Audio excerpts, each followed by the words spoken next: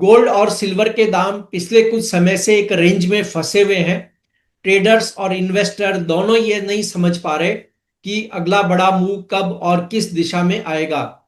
क्या फेड की नीतियां या डॉलर की चाल अब ट्रिगर बनेगी? इस पर बात करेंगे ऑगमेंट गोल्ड की रिसर्च हेड डॉक्टर रेनिशा चेनानी से। मैं हूं कमल शर्मा। रेनिशा जी, आपका स्वागत है मोलतोल में। Thank you, thanks Kamal ji for inviting me. जी नमस्ते। रेनिशा जी, अमेरिका में अब जो अंदरूनी राजनीतिक आर्थिक हालात बने हैं, ट्रंप घिरे हैं, बुलियन मार्केट के लिए आप कैसे देखती हैं इन घटनाओं को? जी बिल्कुल, जिस तरह से डेवलपमेंट्स हो रहे हैं पिछले एक डेढ़ महीने से हमने देखा है कि यूएस गवर्नमेंट शटडाउन जो है वो अभी लॉन्गेस्ट एवर शटडाउन हो चुका है। ऑलमोस्ट 38 हो चुके हैं कि यूएस की गवर्नमेंट शटडाउन में है। एंड इस वजह से हम देख रहे हैं कोई भी गवर्नमेंट का इकोनॉमिक डेटा रिलीज नहीं हो पा रहा है। बट जो प्राइवेट सेक्टर के डेटास रिलीज हो रहे हैं उससे ये पता लग रहा है कि यूएस इकोनॉमी काफी वीकन हो चुकी है बिकॉज ऑफ टैरिफ्स। एंड जो कॉन्फिडेंस है लोगों में वो ग्रेजुअली कम हो रहा है। हमने देखा कि कल एक चैलेंजर जॉब कट्स का डेटा आया है जिसमें बताया गया है कि अक्टूबर महीने में ऑलमोस्ट 1.5 लाख जितने जॉब लॉसेस हुए हैं प्राइवेट सेक्टर में। एंड इस साल 2025 में ऑलमोस्ट 11 लाख लोगों ने अपने जॉब्स को खोया है बिकॉज ऑफ वेरियस रीजंस। वो एआई की वजह से हो सकता है, टैरिफ्स की वजह से हो सकता है, शटडाउन की वजह से, बहुत सारे रीजंस हैं जिसकी वजह से ये ले ऑफ्स हुए हैं। तो ये 20-25 सालों का ये हाईएस्ट एवर नंबर है कि एक साल में 10 महीनों में कि 11 लाख लोगों ने अपनी जॉब्स खोई है। तो ये जिस तरह से यूएस इकोनॉमी एक स्टैगफ्लेशन या रिसेशन की तरफ बढ़ सकती है, ऐसा हो सकता है बिकॉज ऑफ दिस ले। तो मुझे लग रहा है काफी मुसीबतें आगे आने वाली है, उनकी डेट लेवल्स काफी ज्यादा है। तो मुझे लगता है ये गोल्ड एंड सिल्वर की प्राइसेस को लॉन्ग टर्म में सपोर्टेड रखेगा। जी। और रेनिशा जी, हम देखें तो डॉलर इंडेक्स मजबूत हुआ है।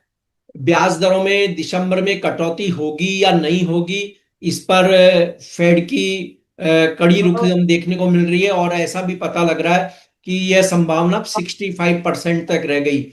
इसके अलावा अब नवंबर के बचे हुए दिन और दिसंबर को हम जोड़ लें तो ट्रेडिंग डेज बहुत कम बचे हैं, क्योंकि छुट्टियां भी है दिसंबर में। तो इस साल के अंत तक गोल्ड कैसा रहेगा आपकी नजर में? क्या हो सकता है गोल्ड में? पूरी कहानी है।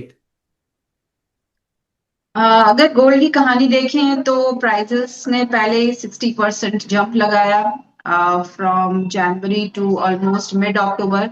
एंड देन हमने ये प्राइसेस को करेक्शन आते हुए देखा दिवाली के हफ्ते में।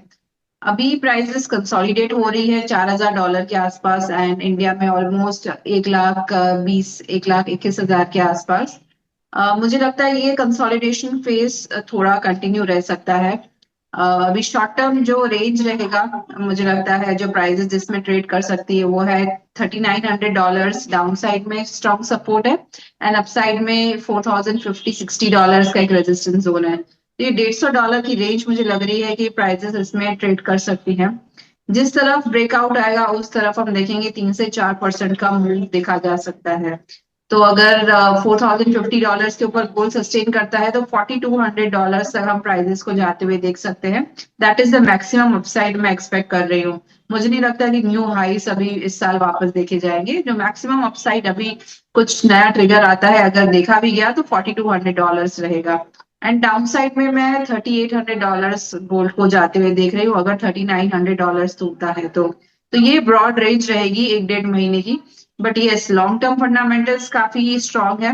तो मैं एक्सपेक्ट कर रही हूँ नेक्स्ट ईयर 2026 में हम न्यू हाई जरूर देखेंगे। $5,000 का जो टारगेट है नेक्स्ट ईयर, ऑलमोस्ट जो 1.5 लाख की लेवल रहेगी इंडिया में, वो जरूर आते हुए देखेगा। तो जो भी आपको डिप्स मिलते हैं वो एक अपॉर्चुनिटी होगी जहाँ पे आपको बाइंग करनी है इन्वेस्टमेंट के लिए, लॉन्ग टर्म के लिए।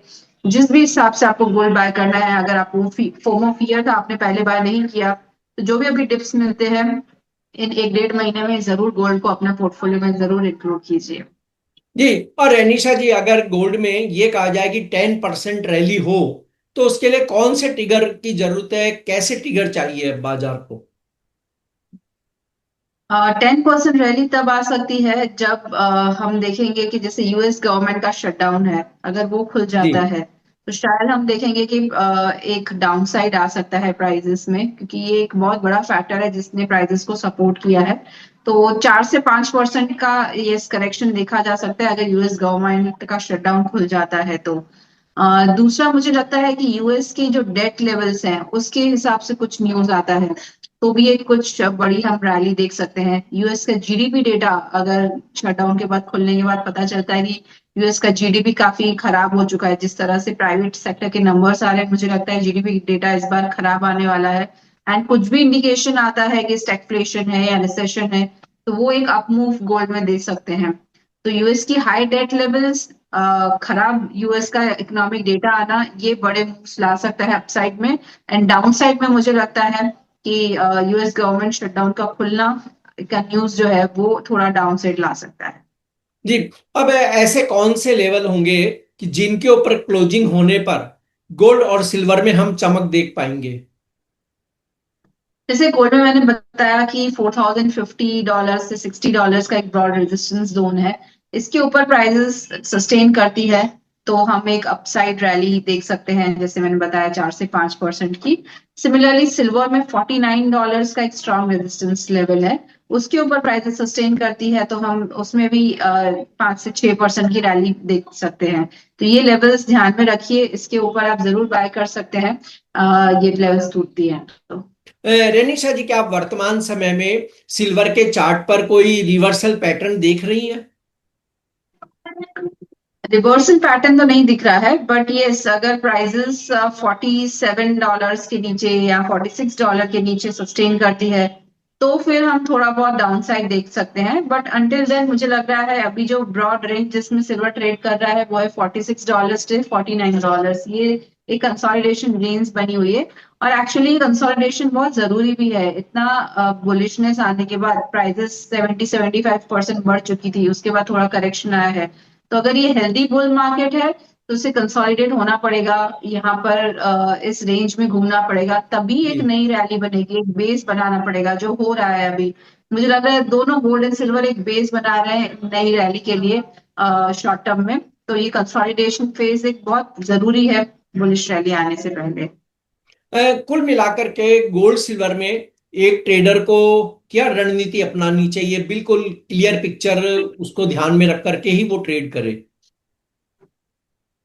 सी ओवरऑल जैसे मैंने बताया फंडामेंटल्स पॉजिटिव है दोनों में, गोल्ड एंड सिल्वर में। तो बाय ऑन डिप्स का ही व्यू रखें, जो भी आपको डिप्स मिलते हैं, गोल्ड अगर $3,900 या $4,000 के बीच में कहीं पे भी आपको मिलता है तो इट इज गुड बाय, जहाँ पे आप लॉन्ग टर्म इन्वेस्टमेंट कर सकते हैं, अपना लमसम बाइंग कर सकते हैं, या फिर एसआईपी भी स्टार्ट कर सकते हैं। अभी this is the best time जहाँ पे प्राइसेस ने थोड़ा करेक्शन दिया है तो अब अपनी न्यू इन्वेस्टमेंट भी स्टार्ट कर सकते हैं। सिमिलरली सिल्वर में भी लग रहा है कि जो डिप्स अभी आए हैं 1,48,000 के आसपास प्राइस चल रही है, अगर कोई डिप्स मिलते हैं 1,40,000 तक तो बहुत अच्छी अपॉर्चुनिटी होगी जहाँ पे आप एंटर हो सकते हैं। सिल्वर के भी लॉन्ग टर्म टारगेट्स अभी भी इंटैक्ट है, मुझे लगता है कि $60 हम नेक्स्ट ईयर प्राइसेस को आते हुए देख सकते हैं, जो इंडिया में ऑलमोस्ट 2 लाख का लेवल है। तो नेक्स्ट ईयर तक काफी अच्छे रिटर्न्स मिलेंगे अभी भी आप अगर इन्वेस्ट करते हैं डिप्स पर तो। जी। आपका कोई डिस्क्लेमर रेनिशा जी? मैंने जो भी लेवल्स बताए ये सिर्फ एजुकेशनल पर्पस की वजह से है। एंड आप कोई भी पोजीशंस लेनी हो तो अपने फाइनेंशियल एडवाइजर से जरूर सलाह लें। एंड जो भी फ्यूचर्स की बात की मैंने, तो मैं शॉर्ट टर्म ट्रेडर नहीं हूँ, मैं फ्यूचर एंड ऑप्शंस में ट्रेड नहीं करती। मेरे लॉन्ग टर्म इन्वेस्टमेंट है गोल्ड ईटीएफ्स में, सिल्वर ईटीएफ्स में, डिजिटल गोल्ड में एंड डिजिटल सिल्वर में। जी, आपका धन्यवाद, शुक्रिया doctor Renisha ji. Thank you.